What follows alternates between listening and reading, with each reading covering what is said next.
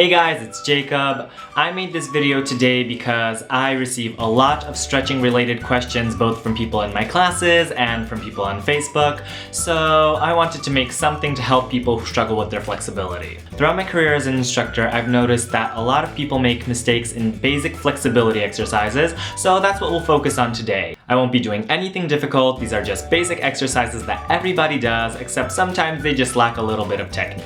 This video is not meant to beat anybody down. I've been guilty of plenty of these mistakes myself, so I hope this video provides you with some helpful tips, and if you already know everything that I'm going to say in this video, good for you, that means you know what you're doing. If you like this video, give it a big thumbs up and subscribe to this channel. Let me know in the comments below if you want more flexibility related videos, and see you next week. Bye!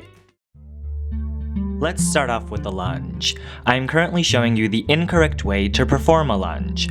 My lower back is being arched, and the angle in my front leg is less than 90 degrees. Ideally, we want to engage our core to prevent ourselves from arching our lower back. Also, your front leg should be bent at least at a 90-degree angle. Make sure your front knee is pointing directly over your front foot. It doesn't matter whether it's pointing forwards in a lunge or sideways in a plie. Now let's take care of this position. We'll start by adjusting the angle in our front leg. Move your foot forward in order to increase the angle in your leg to at least 90 degrees. Now that we've done that, let's take care of that sway back. Engage your core in order to get rid of the arch in your lower back. You should immediately feel an increased stretch in your hip flexor. Your chest should be up high and twisted towards your front leg to prevent your ribs from touching your thigh.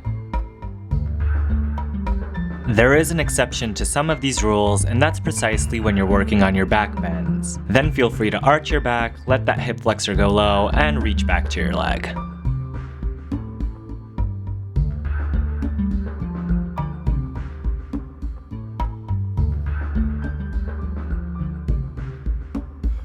Hip positioning and splits. While performing your splits, you want to make sure you have what we like to call square hips. That means that the right side and the left side are in one line. We're not twisting our hips too much to one side, nor to the other.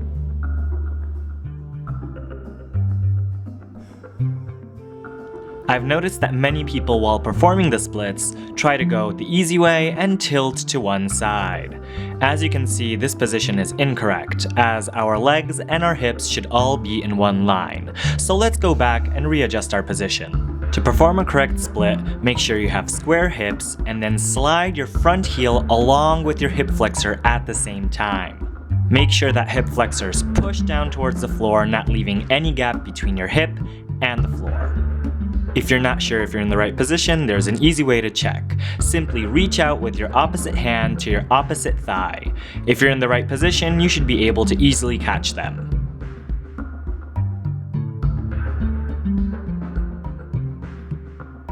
Shoulders in cobras. As you can see, I'm entering a cobra position now, but my shoulders are pushed up towards the ceiling, creating a very uncomfortable position for my shoulders and a lot of tension in the neck. What we want to do from here is roll our shoulders backwards and push our shoulder blades down towards the floor, adding to the bend in our back and creating a much more comfortable position for our shoulders.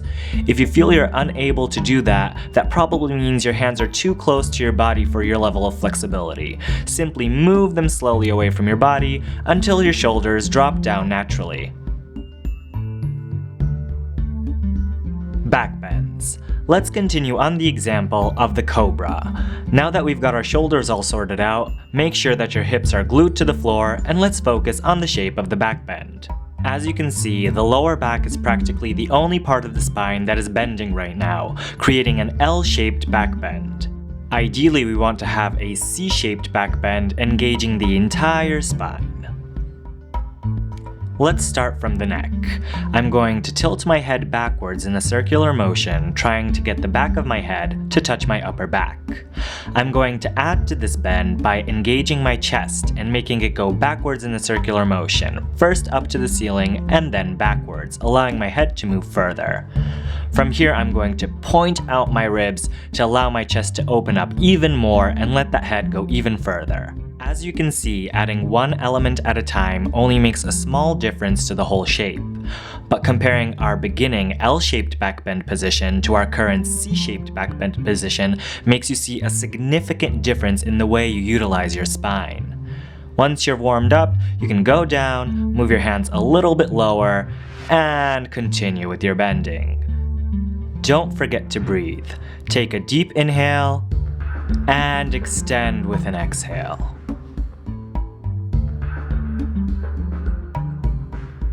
Posture. I've noticed that many people do not know the importance of the upper body position while stretching. As appealing it might seem to kiss your own knee, that's not the best way to stretch. You can make it even worse by not locking your knees and having bent legs. You'll benefit much more from your stretching sessions if you keep a straight back. What you want to think about is sticking your bum up to the ceiling and going forward with your chest, not your forehead. Try to think about it as if you were arching your back. Make sure your leg is straight in the knee and use your muscles to get your toes closer to the body.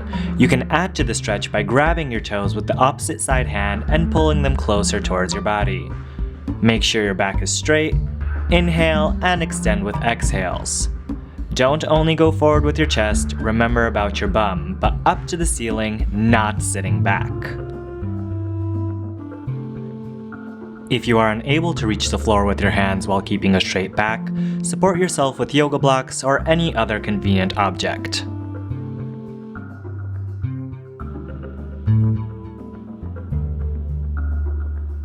Hips in box splits. I often see people stretching for their box splits either like this or like this. Ideally, we want our knees and our hips all to be in one line. How to do this? Try to find a line on the floor to keep track of your position. I have one on the middle of my yoga mat, but if you do not, simply use the edge of the yoga mat. Place one knee on the line, then make sure the inside of your thighs, your hips, and the other knee are on the same line. Check your position, and make sure your legs are bent 90 degrees. Try to stay on your forearms to keep weight on your hips. You can also straighten your arms out to add a little back bend to the stretch and a little bit more pressure on the hips. Please avoid placing your chest down on the floor because it'll take weight off your hips and make them rise, while the goal of this exercise is to help them fall down towards the floor. If you feel warm, slide a little bit wider and check every once in a while if your hips and your knees are still in the same line. Enjoy your stretch. Now the box splits themselves. Same rules. Place your feet over the line, make sure the insides of your legs and your hips are over the same line, and slide down into your split. Unlike the previous exercise, this time our legs aren't bent and our feet won't be in the way, so you can also try doing this exercise near the wall.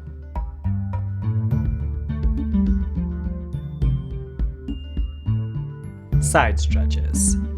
We usually notice this mistake while stretching in a straddle. Notice how my hip lifts while going sideways to my leg. You can notice the same mistake while going the other way. Ideally, in this exercise, we want to keep our hips glued to the floor while reaching sideways to our leg. This will add to the stretch that we can feel starting from our hip up to our tricep. This is the correct way of performing this exercise. Please do not reach forward to your leg.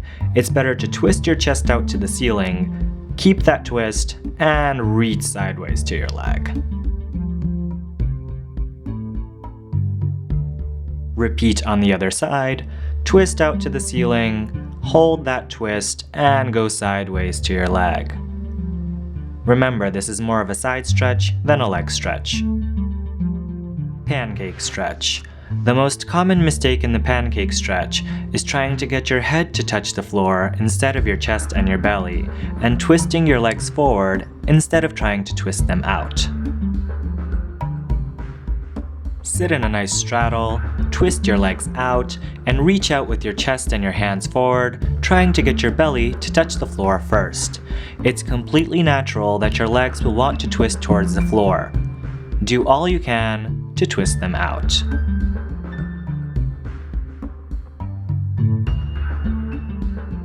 Stretching only with pointed toes. A lot of dancers are guilty of this one. While there's nothing wrong with stretching with pointed toes, you might want to include a flexed foot every once in a while.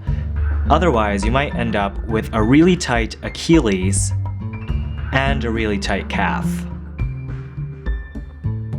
Flex the foot, pull those toes in towards your body, and let them relax.